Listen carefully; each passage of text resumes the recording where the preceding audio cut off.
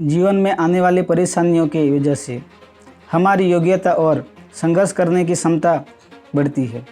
हाय, मेरा नाम है हरीश धोड़ी और मैं आज आपको हमारी योग्यता और संघर्ष करने की क्षमता बढ़ाने वाली एक प्रचलित कथा के अनुसार एक कहानी सुनाता हूँ। पुराने समय में एक किसान की फसल बार बार खराब हो रही थी। कभी तेज़ बारिश की वजह से, कभी तेज़ धूप की वजह से, कभी ठंड की वजह से उसकी फसल विकसित नहीं हो पा रही थी। एक दिन इससे दुखी होकर किसान भगवान पर नाराज हो गया। वह भगवान को लगातार कोस रहा था। तभी वहाँ भगवान प्रकट हुए। किसान ने भगवान से कहा कि भगवान, आपको खेती की बिल्कुल भी जानकारी नहीं है।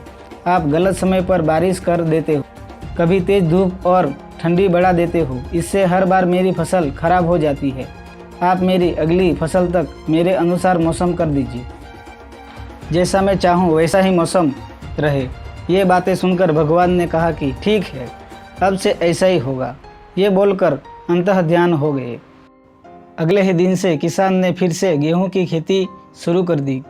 अब जब वह बारिश चाहता था तब बारिश होती, फसल के लिए जब उसे धूप की ज़रूरत होती तब धूप निकलती।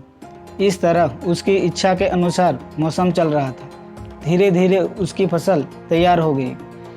हरे भरे खेतों को देखकर किसान बहुत खुश था। जब फसल कटाई का समय आया तो उसने देखा कि फसल की बालियों में गेहूं थे ही नहीं, सबकी सब खोखली बालियां थीं। ये देखकर उसने फिर से भगवान को याद किया। भगवान प्रकट हुए तो उसकी वजह पूछी। भगवान ने कहा कि तुम्हारी फसल ने बिल्कुल भी संघर्ष नहीं किया है, इसकी वजह से ये खोखली हो गई है।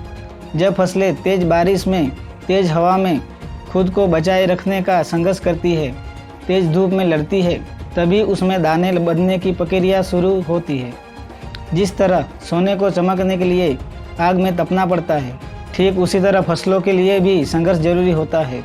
ये बात किसान को समझ आ गई और उसे अपनी भूल का एहसास हो गया। इस कथा से हमें ये सीख मिलती है कि जब तक हमारे जीवन में बाधाएं नहीं आती है, तब तक हमारी प्रतिभा में निखार नहीं आता है। बाधाएं ही हमें साहसी बनाती है। परेशानियों की वजह से ही हमारा सही विकास होता है। ऐसे ही प्रेरणादायक कहानी के लिए हमारे चैनल को सब्सक्राइब करें। तब तक के लिए जय हिंद।